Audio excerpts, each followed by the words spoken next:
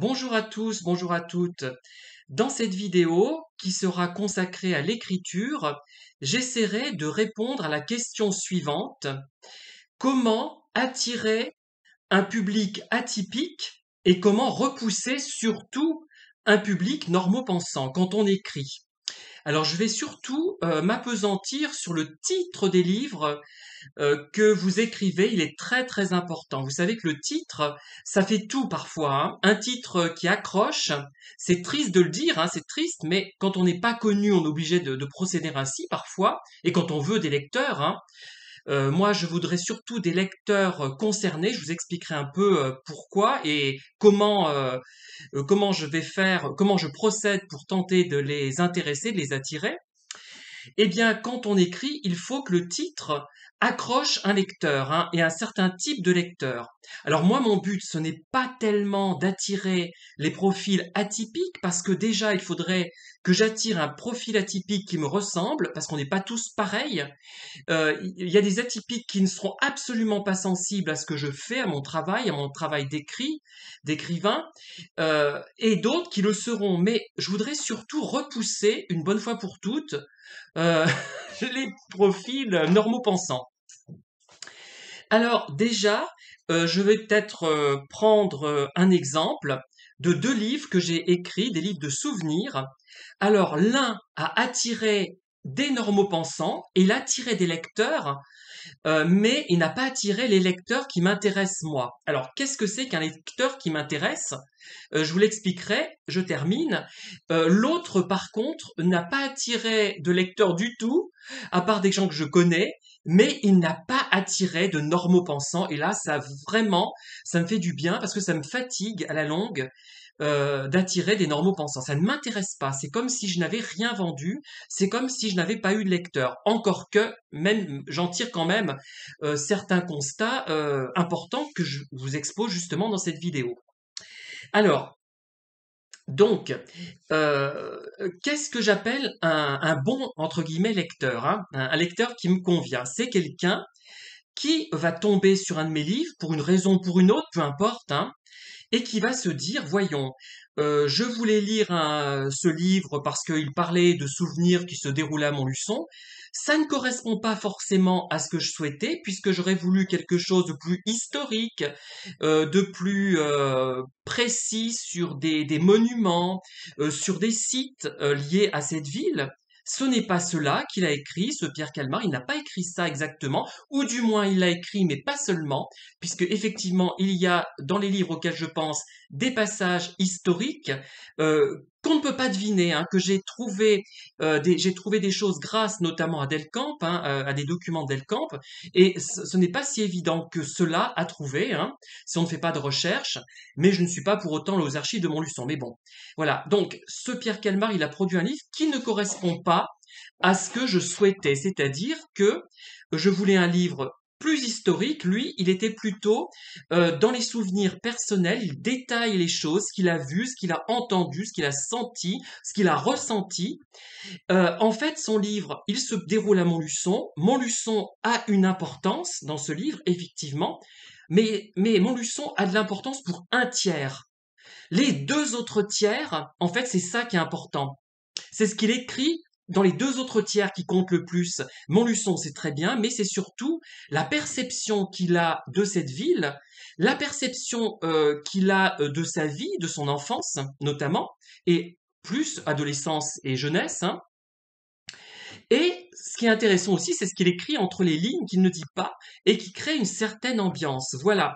Donc, une personne euh, qui, euh, qui ne sera pas forcément attirée a priori par mon livre, enfin, qui est déçu d'une certaine manière par certains côtés, va quand même retirer quelque chose. Voilà un lecteur qui n'est pas forcément un profil atypique, encore que déjà, si quelqu'un raisonne comme ça, on peut déjà faire l'hypothèse que c'est quelqu'un qui a un minimum d'intelligence, d'ouverture d'esprit, Déjà, c'est déjà quelqu'un d'un certain niveau, hein. Désolé d'être direct, hein, je veux dire les choses telles qu'elles sont.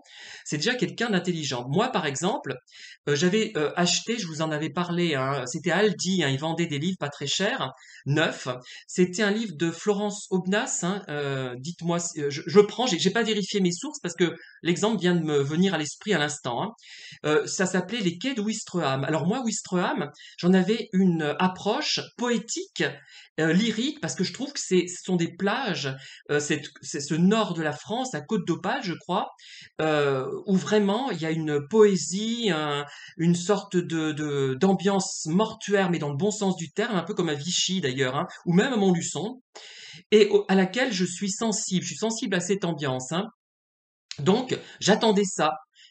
Patatras, je tombe sur un livre qui parle des conditions de travail de gens qui travaillent dans les ferries, voilà, en simplifiant, et des conditions de travail très difficiles.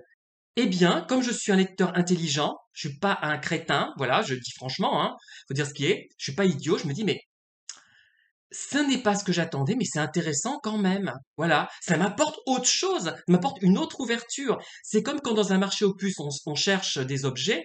Par exemple, à un moment donné, enfin, je cherche toujours un peu, hein, je cherchais des anciennes bibliothèques roses, je trouvais un autre livre et je me dis, ben, j'ai pas trouvé ce que je cherchais, mais je suis très content d'avoir trouvé autre chose qui m'ouvre des perspectives. Voilà, un profil atypique va être comme ça. Il va être positif, on va dire d'une certaine manière. Je n'aime pas trop ce terme, mais voilà, il trouvera un intérêt quand même. Alors, je n'ai pas toujours été comme ça, puisqu'avant j'étais plus frustré. Évidemment, quand on est très jeune et qu'on a envie d'un thème très précis, qu'on n'a pas envie de perdre de temps, qu'on est très vieux, qu'on n'a pas envie de perdre de temps non plus, on va vouloir pile le livre qui correspond à ce qu'on veut, et si on se trompe, on va être furieux contre l'auteur, alors qu'il n'y est pour rien l'auteur.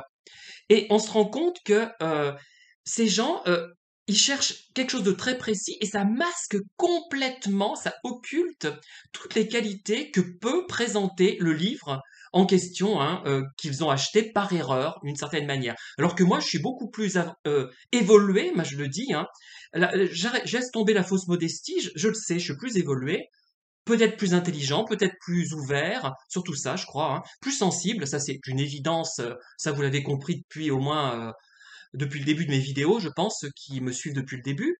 Et donc, je suis capable de me satisfaire de ce qui ne correspond pas à ce que je cherchais et qui, au contraire, m'ouvre des perspectives insoupçonnées. Voilà.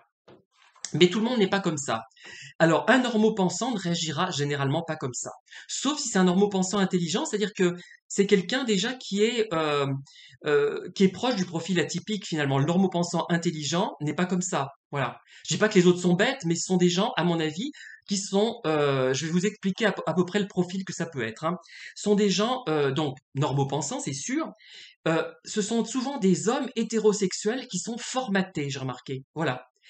Ou alors des homosexuels refoulés qui ont subi cette homosexualité refoulée et qui m'en veulent parce que moi j'assume et parce que je dis pas que je suis la merveille des merveilles, mais finalement c'est pas si mal quoi. Bon, je vieillis comme tout le monde, mais je vieillis peut-être un peu moins que certaines personnes qui ont un peu abusé de l'alcool ou du tabac ou de la drogue, je ne sais quoi. Voilà. Bon, je suis peut-être pas si mal quoi. Et ça peut rendre jaloux ou frustré. Voilà.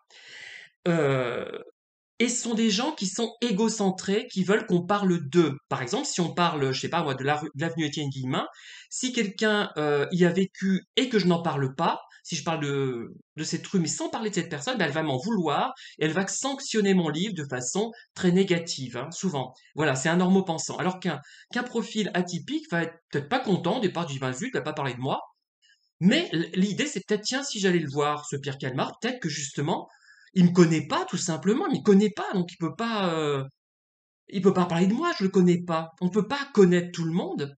Et les normopensants, le bas de gamme du normopensant va être comme ça. Ou alors, ce sont des gens vraiment très frustrés. Voilà. Mais le problème majeur pour éviter donc ce genre de public que vous ne souhaitez pas, quand vous écrivez, que vous êtes atypique, vous souhaitez non pas qu'on vous dise que votre livre est merveilleux, ce n'est pas ça, mais qu'on voit à peu près où vous voulez en venir, et ça ce n'est pas facile de voir ce qu'exprime un livre. Alors récemment j'ai lu Enfance de Nathalie Sarraute, Et effectivement, c'est un livre qui n'est pas divertissant au sens premier du terme. C'est-à-dire que ce n'est pas un roman de gare qu'on va lire et qu'on va prendre un bon moment de plaisir. C'est pas ce genre de livre. Alors, on va bien s'amuser avec certains livres, mais on va les oublier aussi rapidement. Celui de Nathalie Sarraute, il est ardu, il faut plus s'accrocher finalement, c'est un livre plus complexe, pas complètement hermétique non plus, hein, contrairement à ce qu'on pourrait penser, mais on s'en souvient, il fait jaillir des idées. Moi, il m'a donné des idées, j'ai annoté le livre, hein, il m'a donné des idées de livres et de façons d'aborder des sujets différentes. Il m'ouvre de perspectives, ce livre, mais je n'ai pas pris le même plaisir que j'ai lu avec quand j'ai lu ce livre, avec le même plaisir que j'ai eu quand j'ai lu par exemple un roman policier ou un thriller dont je n'ai plus aucun souvenir parfois, aucun. Alors que celui-là, jusqu'à la fin de ma vie, je pense que je m'en souviendrai. Voilà. Et donc, c'est la satisfaction à long terme, le profil atypique. C'est quelqu'un qui est capable euh, de ne pas prendre un livre comme on prendrait un sandwich, un bon sandwich, bien fait, une action très bon, hein, c'est presque de la gastronomie parfois même, hein, proche, j'exagère un peu, mais bon. Et voilà, c'est ça, ils veulent juste un sandwich, mais un sandwich bon, mais euh, sans rien de particulier, quoi. Alors, une fois qu'ils l'ont bouffé, leur sandwich, ils l'oublient. Voilà. Alors que le profil atypique, ça serait plutôt un sandwich gastronomique, qui serait un peu bizarre peut-être, mais qui ouvrirait des perspectives de nouvelles saveurs, par exemple. Alors, je pense à deux recueils de souvenirs que j'ai faits, un qui a attiré donc des normaux pensants et l'autre qui n'a attiré personne. Mais je préfère plutôt que tomber sur des normaux pensants. Enfin, les gens qui me connaissent ont été intéressés et l'ont lu, hein. Donc voilà, il y a quelques personnes qui l'ont lu et qui l'ont trouvé intéressant, et notamment il y a un ami qui l'a corrigé. Alors je regarde en quelle année ils ont été publiés. Alors celui qui est pour les profils atypiques plutôt, c'est novembre 2020, et l'autre c'est mars 2020, donc ils sont assez proches. Mais entre-temps, j'avais pris conscience de quelque chose. Je me suis dit, ça ne va pas. Alors le premier s'intitule En remontant le boulevard de Courtet. Le sous-titre, c'est Souvenir d'un Montluçonais. Ça, c'est le profil normopensant, finalement, le titre normopensant, qui a attiré des normopensants. Et l'autre s'intitule de la manière suivante: Promenade versicolore dans les contreforts montluçonnais des jardins du temps, souvenirs et pensées d'un Montluçonnais autour du quartier du vieux château, du Dienat, etc. Voilà le sous-titre. Voilà, vous voyez, déjà les deux titres sont fondamentalement différents. Le premier, en fait, en remontant le boulevard de Courtet, c'est que j'ai remonté sur le plan temporel ce boulevard et sur le plan physique, hein, concret. Voilà. Et il y a aussi, ça veut dire qu'en remontant ce boulevard, et j'aurais dû le préciser, en fait, le titre est mauvais, très mauvais titre. Je voudrais presque, à la limite, je vais peut-être le ressortir avec un autre titre, avec un autre ISBN, donc je suis obligé de changer l'ISBN pour trouver enfin son vrai public. Et il y a toutes les digressions, tout ce qui m'est passé par la tête pendant que j'ai effectué ce parcours et qui ne concerne donc pas uniquement le boulevard de Courtet. Voilà. Et ça, le lecteur n'est pas prêt à l'admettre, hein. Et je suis tombé sur des normopensants type très certainement profil hétérosexuel, qui ont eu une vie classique, à mon avis, hein. Je suis pas sûr, je ne les connais pas ces gens, hein, euh, et qui jouaient au foot certainement, vous voyez. Et ils ont été confrontés à quelqu'un qui est homo, même si c'est pas dit, ça se voit, et qui a des thèmes d'intérêt différents, qui a une approche différente, qui a une vision poétique de l'existence, qui s'interroge sur des détails, qui a une perception minutieuse des choses, qui est proche par certains côtés, hein, je dis bien, du nouveau roman, par d'autres c'est classique, hein, il y a des aspects aussi classiques, mais c'est quand même trop pour des gens qui ne sont pas atypiques. C'est trop. Ou là, il faudrait des gens très littéraires, très cultivés, qui sont capables d'appréhender ce genre de livre, bien qu'il ne soit pas objectivement difficile. Et il y a des choses que j'ai exprimées à mon insu dans ce livre. Donc le titre est très mauvais, et il m'a attiré des ventes, hein, pas mal, même je sais plus combien, mais pour un livre qui n'est pas connu, c'était pas mal, mais je n'ai pas trouvé, il n'a pas trouvé son public. Voilà ce livre. Ce qui ne veut pas dire qu'il est génial pour autant, mais il y avait quand même des aspects intéressants qui auraient dû intéresser un lecteur. Moi, j'aurais lu ça, j'aurais voulu des choses très précises sur le boulevard de Courtet. J'aurais dit, ben, ce n'est pas le livre que j'attendais, mais il y a quand même des réflexions intéressantes qui ne valent peut-être pas celles de Nathalie Sarraute, hein, je suis pas mondialement célèbre. Encore que, on sait jamais, peut-être que je le serai un jour, parce que je ne fais- ce que je fais, j'ai l'impression que peu de gens le font. Voilà. C'est peut-être pas si génial. Je ne sais pas ce que ça vaut, hein, parce que moi, je n'ai pas de recul, mais je me rends compte que j'ai quand même quelque chose d'assez particulier dans ce que j'écris. Voilà. Et l'autre, donc, alors là, par contre, il n'a pas attiré le public parce qu'on a tout de suite compris, je pense, que c'était un livre d'une personne un petit peu atypique, alors que il n'est pas fondamentalement différent de l'autre, pas du tout même, il y a la même émotion entre les lignes, la même poésie qui est entre les lignes, qui s'infiltre entre les lignes, mais donc là, celui-là, très mauvais titre, hein, et la photo, mémoire, pour moi, ça évoque quelque chose de poétique, ça évoque quelque chose de, je pensais à toutes les pensées que j'ai eues quand je faisais ce périple, hein, le boulevard de Courtet. Je l'ai fait en 2000, fin 2019, je sais plus exactement. Enfin, le livre est paru en mars 2020, un peu plus de 2 ans. Mais je ne pensais pas attirer forcément des publics atypiques, mais typiques, classiques, quoi, pour le public de base. Hein, je pensais pas, malheureusement, qui n'est pas forcément un public idiot, c'est un public qui a intégré toutes les valeurs de notre société, qui croit être original, qui est certainement pas bête, hein, qui a un raisonnement, qui a peut-être plus de raisonnement que moi, mais qui n'aura jamais ce que moi j'ai.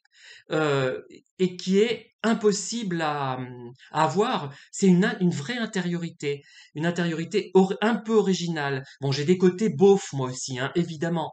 Sinon, je n'aurais pas trouvé de travail, je me serais suicidé probablement, hein, comme beaucoup de gens qui n'arrivent pas à trouver leur voie et qui sont comme moi atypiques. Donc, je me suis en partie intégré, une partie typique. C'est comme ceux qui disent j'ai les pieds sur terre, la tête dans les nuages, c'est un peu ça. Je veux dire que je suis atypique finalement, mais j'ai un réalisme qui fait que je cherche à m'intégrer quand même pour justement pouvoir être en mesure de profiter de ce caractère atypique, de l'utiliser. Je suis assez pragmatique quand même, voilà. Et l'autre donc, hein, qui me tient à cœur aussi, autant, hein, je ne sais pas si j'en préfère un, je préfère peut-être celui-là quand même.